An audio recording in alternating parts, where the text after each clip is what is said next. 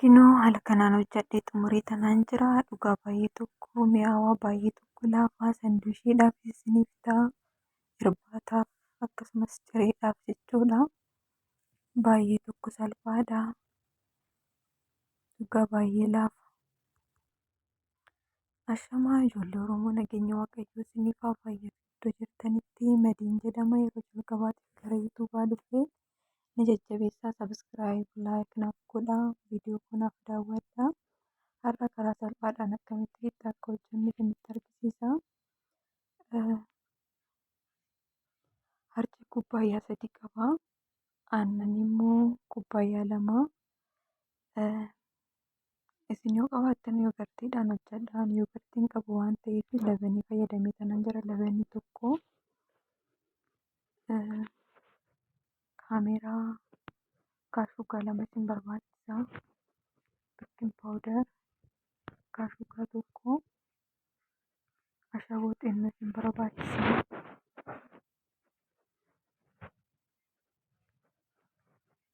Zayitii jechuudha. Akkasumas immoo sukkaara itti godhuu ni dandeessan yoo barbaaddan. Yoo fedha keessan hin taane immoo sukkaara dirqamaa miti. Haala kanaan labanii keenyatti nam'aa.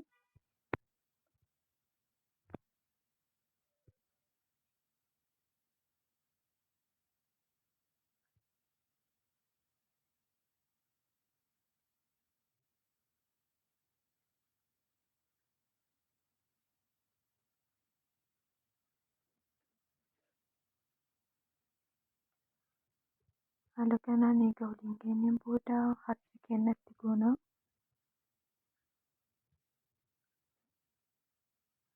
Ani maashinii qaba waan ta'eef maashiniidhaan jiisaa. Harkaanis jiisuu ni dandeessanii. Harkaan yoo jiistan immoo sirriitti jiisuu qabdan. Yeroo fudhattanii daqiiqaa 30 irraa hamma daqiiqaa 40 akkasii.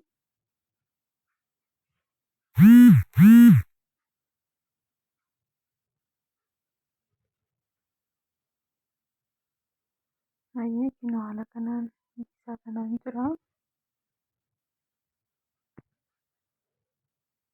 Kunoo akkam barbaadu naaf ta'e tanaan jira. Amma zayitii keenyatti naqnaa jechuudha. Zayitii keenyatti naqnee daqiiqaa 10 jiisnaa. Baay'ee kunoo akkam barbaadu naaf ta'e tanaan jira. Baay'ee laafaa sirriitti goosisanii jiisuu hin qabdanii.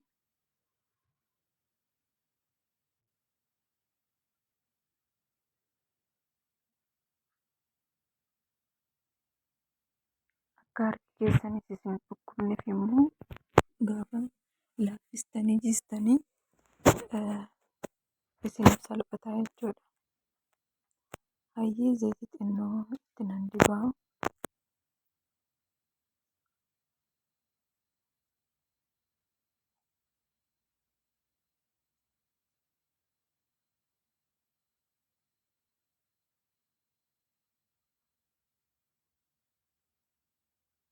Daqiiqaa 40 yookaan immoo daqiiqaa 30 nan tursiisa jechuudha.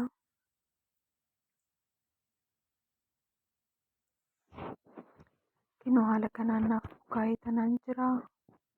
Daqiiqaa 40 tursiisee.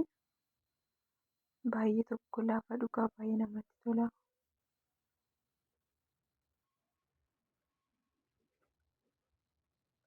Amma immoo kooraa goonaa jechuudha. Miidiyeemiidhaan fayyadamaa isin immoo yoo barbaaddan guddistanii illee kooraa isaa hojjechuu ni dandeessanii. Kooraa jechuun kubbaa jechuukooti. Akka kubbaatti kunoo haala kanaan jechuudha. Haala kanaan qopheeffadheen jira.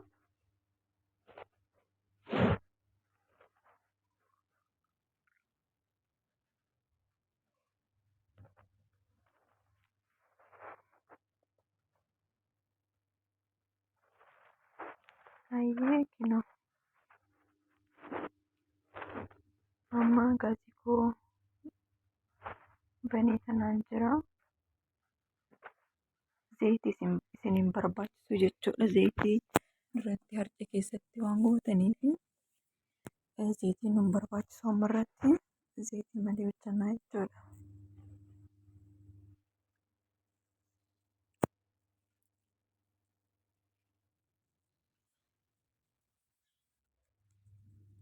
Hayyee kinoo ofii isaatiin dafaa gaggaragalchuu qabdanii abidda isaa miidiyeemii irra godhuu qabdan dirqama.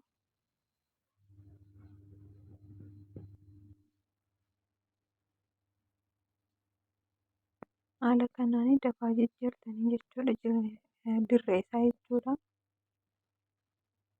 Kunoo akkanatti ofii isaatiif akka afuuffeetti afuufamaa tanaan jira.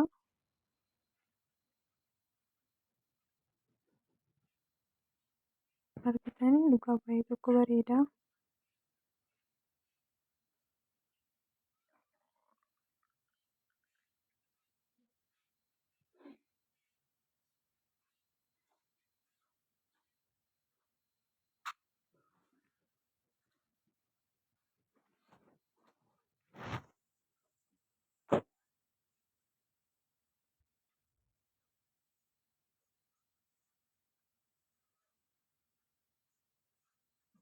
Dirqama akkanatti sochoosuu qabdanii akka iddoo hundaanii akka afuuffeetti nuuf afuufamuuf jechuudha.